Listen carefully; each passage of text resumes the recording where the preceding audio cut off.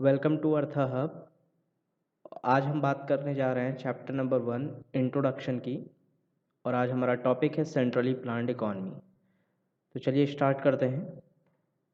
So first we have to understand what is mean by centrally planned economy. So centrally planned economy वो economy होती है जहाँ पर सारे इम्पॉर्टेंट डिसीजंस वो गवर्नमेंट के द्वारा लिए जाते हैं। Means what, all important decisions regarding, चाहे वो प्रोडक्शन के रिगार्डिंग हो, ठीक है, एक्सचेंज की बात हो या consumption of goods and services हो, are made by the government. So all important decisions regarding production, exchange and consumption of goods and services are made by the government. Production exchange हो या फिर consumption of goods and services हो, ये सारे ही important decisions, ये सारे decisions government के द्वारा लिए जाते हैं। यहाँ पर प्राइवेट सेक्टर का कोई इम्पोर्टेंस, कोई रोल नहीं रह जाता है। सारी चीज़ें, ये जो सारे डिसीजंस हैं, ये सारी चीज़ें गवर्नमेंट डिसाइड करती है। किसके अंदर? सेंट्रली प्लान्ड इकोनॉमी के अंदर। इसीलिए इसका नाम देखिए सेंट्रली। ठीक है, कौन प्लानिंग कर रहा है?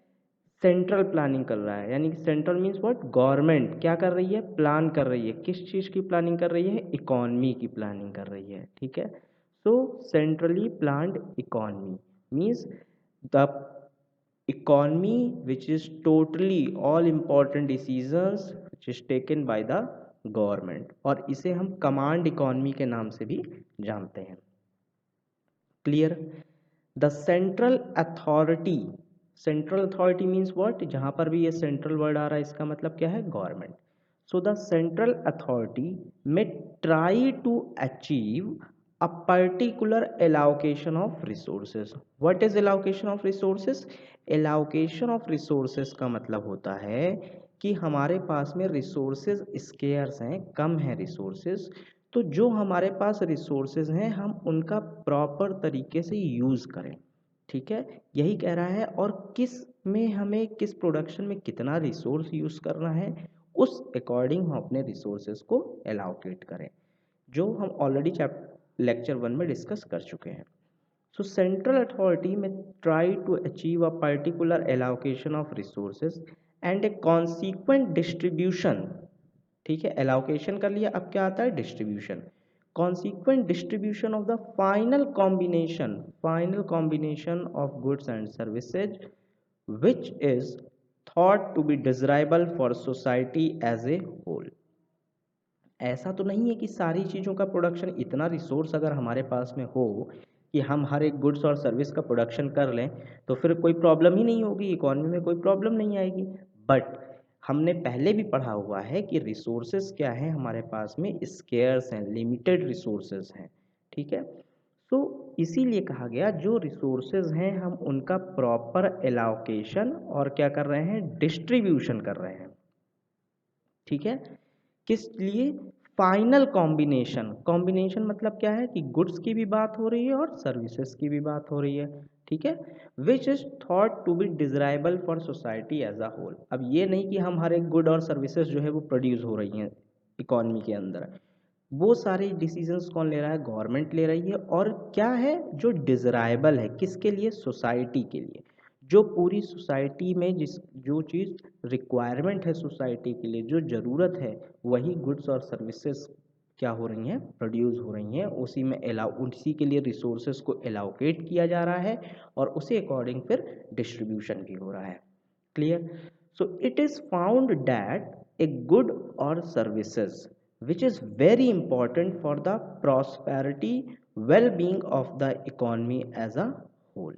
ठीक है, सो जो सोसाइटी के लिए जो गुड्स और सर्विसेज बहुत इम्पॉर्टेंट है, बहुत ज़रूरी है, किस चीज़ के लिए? Prosperity of well being of the society और इकोनॉमी एज अ होल। जो पूरी इकॉनमी के लिए अच्छा है, गुड्स जो पूरी इकॉनमी के लिए अच्छा है, जो पूरी सोसाइटी के लिए अच्छा है, जैसे कि फॉर एग्जांपल हेल्थ सर्विसेज हो गई, एजुकेशन हो गया, is not produced, in adequate amount by individuals on their own, the government might try to induce the individuals to produce adequate amount of such a good or service. तो अगर, क्योंकि देखिए goods और services जो बहुत important है economy के लिए, सोसाइटी के लिए, उनके प्रॉस्पेरिटी के लिए, है ना, जैसे फॉर एग्जांपल हेल्थ सर्विस हुई, एजुकेशन हुआ। सो हेल्थ और एजुकेशन दो बेसिक रिक्वायरमेंट है जिसके बिना प्रॉस्पेरिटी की तो हम बात ही नहीं कर सकते किसी भी कंट्री में हो। ठीक है, तो अगर गवर्नमेंट देख रही है कि यहाँ पर हमने जो हेल्थ की बात की है, हेल्थ सर्विस की और एजुकेशन की, ये हमने एक एग्जाम्पल लिया हुआ है। ठीक है, सो अगर गवर्नमेंट देख रही है कि ये जो हेल्थ सर्विस और जो एजुकेशन है ये प्रॉपरली प्रोड्यूस्ड नहीं हो रहा है, ठीक है, उतना नहीं प्रोड्यूस हो रहा है जितना कि होना चाहिए, तो गवर्नमेंट क्या करती है, the government might try to induce the individuals to produce adequate amount of such a goods और सर्विस। तो वहाँ पे किसका इन्वॉल्वमेंट आता है, वहाँ पे गवर्नमेंट का इन्वॉल्वमेंट आता है कि नहीं, हमको ये प्रोड्यूस करना है, इतना प्रोड्यूस करना ही करना है, इतने एजुकेशन के इतने इंस्टीट्यूट होने ही चाहिए, इतने आईआईटीज़ होने ही चाहिए, इतने एम्स होने चाहिए, इस जगह पर होने चाहिए। तो ये सारी चीज़ें कौन बात कर रहा है, गवर्नमेंट बात कर रहा है। क्योंकि प्राइवेट सेक्टर, प्राइवेट सेक्टर हो तो प्राइवेट सेक्टर का मेन मोटिव क्या है, प्रॉफिट, उनको तो प्रॉफिट चाहिए। लेकिन अगर वेल बीइंग की बात करें, प्रॉस्पेरिटी की बात करें, तो वो कौन देखता है, वो गवर्नमेंट देखती है। वो सारी चीज़ें कौन आइडेंटिफाई कर रहा है, गवर्नमेंट। अगर हम इंडिया के केस में देखें तो आप देखिए ना कि जो गवर्नमेंट है, अगर वो अथॉरिटी ही ना हो, अगर वो प्लानिंग करे ही ना कि किस स्टेट के अंदर कहाँ पर एम्स देना है उसको, ठीक है, सब कुछ अगर सोचिए कि जो हेल्थ सर्विस है वो अगर प्राइवेट सेक्टर के हाथ में दे दिया जाए तो क्या सिचुएशन होगी। जैसे इस समय पैंडमिक के समय देखिए, कोविड के समय पे कि बहुत सारे जो हॉस्पिटल्स हैं वो जो टेस्टिंग के चार्जेस है वो कितना बढ़ा रहे हैं, बट गवर्नमेंट ने एक फिक्स चार्ज कर रखा है, तो गवर्नमेंट एक इंटरवेंट कर रही है। गवर्नमेंट को पता है कि नहीं, हमें इस जो हेल्थ सर्विस है वो इस समय कितनी इम्पोर्टेंट, उसकी इम्पोर्टेंस क्या है। ठीक है, so that is the reason we called it centrally planned economy, क्योंकि यहाँ पर गवर्नमेंट का रोल है। ठीक है, सो गवर्नमेंट का मोस्ट इंपॉर्टेंट रोल है ऐसी जगहों पर। ठीक है, so if some people in the economy get so little share of the final mix of goods and services produced in the economy that their survival is at stake, then the government may intervene and try to achieve an equitable distribution of the final mix of goods and services. अगर society के अंदर कुछ ऐसे लोग हैं जिन्हें बहुत कम share मिल रहा है final mix goods and services का, फाइनल मिक्स मतलब वो रेडी है कंजम्पशन पर्पस के लिए, उनको किसी फर्दर प्रोसेस का अभी कोई और प्रोसेस बचा नहीं है प्रोड्यूस होने में, वो फाइनली प्रिपेयर हैं कंजम्पशन के लिए। तो अगर ऐसे कोई लोग हैं इकॉनमी के अंदर जिनका सर्वाइवल के लिए प्रॉब्लम आ रही है, ठीक है, उन्हें बहुत कम शेयर मिल रहा है गुड्स का या सर्विसेज का, इकॉनमी के अंदर प्रोड्यूस तो हो रही लेकिन उनके पास जो पहुंच रही है वो बहुत कम शेयर पहुंच रहा है, so government may intervene and try to achieve a equitable distribution of the final mix of goods and services. तो गवर्नमेंट क्या करती है, इंटरवेन करती है कि उन्हें प्रॉपर चीज़ें मिले, उन्हें प्रॉपर गुड्स और जो सर्विसेज है वो मिले, क्योंकि वो भी सोसाइटी का एक हिस्सा है, वो भी एक सोसाइटी का एक पार्ट है।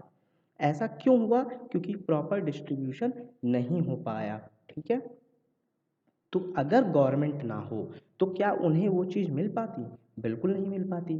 तो गवर्नमेंट ने एक प्लान बनाया और इस वजह से उनको जिन्हें अभी तक फूड या बेसिक चीज़ें नहीं मिल पा रही थी, अब उन्हें वो चीज़ मिल पाएगी। और इसी वजह से आप देखिए कि गवर्नमेंट, इसीलिए हम देखते हैं कि राशन कार्ड होते हैं, है ना, उसके थ्रू क्या होते हैं, बीपीएल जैसे, ठीक है, बिलो पॉवर्टी लाइन जो लोग हैं, तो उनके पास चीज़ें प्रॉपरली पहुँचे। तो ये किसकी वजह से हो पा रहा है, ये सिर्फ और सिर्फ किसके इंटरवेंशन की वजह से हो पा रहा है, गवर्नमेंट के इंटरवेंशन की वजह से हो पा रहा है। हालांकि अगर हम ग्राउंड लेवल पे देखें तो कहीं ना कहीं इसमें बहुत सारे डिसएडवांटेजेस हैं, बट ये है कि एक सर्टेन रूल है, गवर्नमेंट की वजह से एक सर्टेन पॉलिसी है, उस रूल्स के अकॉर्डिंग सबको काम करना है। तो ये यहाँ पर सेंट्रली प्लान्ड इकोनॉमी का ये बेनिफिट है